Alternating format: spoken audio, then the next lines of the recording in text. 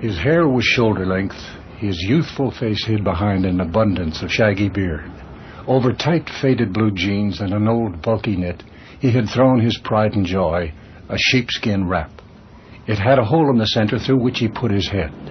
It was without arms, fell front and back down past his waist to his mid-thigh, and it was gathered at the waist with a chain. His '68 Chevy moved slowly through the streets.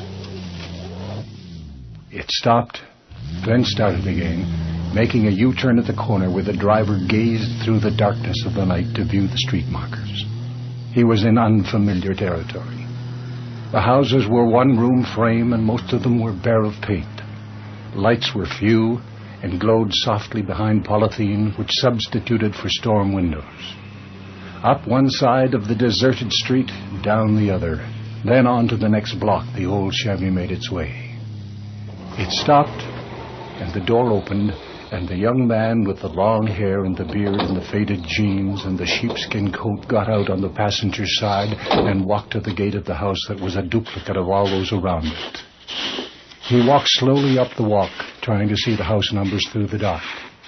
He read them. Satisfied that this was the place, he returned to his car, opened the trunk, and removed 2 large brown shopping bags like they use in the supermarkets.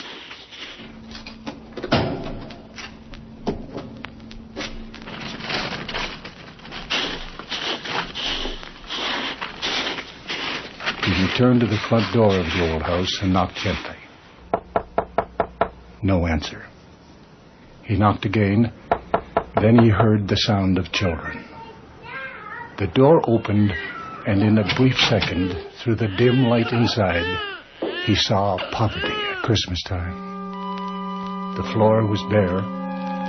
3 little children were playing there with an old cardboard box.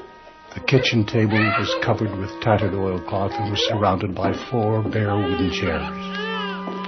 A double bed sat in one corner, sagging but neatly made, and a small electric stove sat against the wall.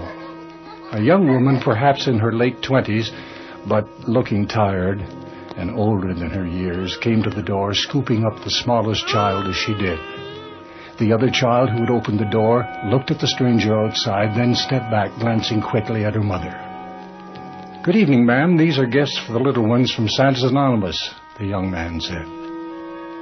The mother looked a long moment at the long-haired, bearded youth with the outlandish sheepskin jacket. She took the 2 shopping bags filled with gaily wrapped Christmas gifts. She sat the baby down on the floor again and quickly looked at the bright display of parcels. Her eyes welled up with tears, and she could bring herself to say only an almost inaudible, "Thank you."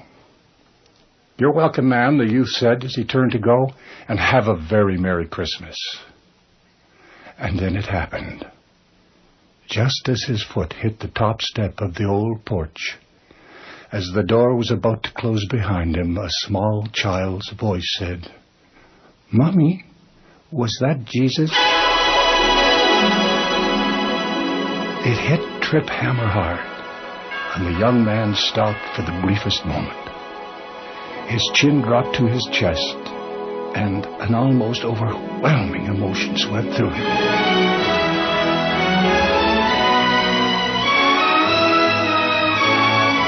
He walked slowly now to his ancient car, crawled in behind the wheel, sat there for a moment trying to get a deep breath.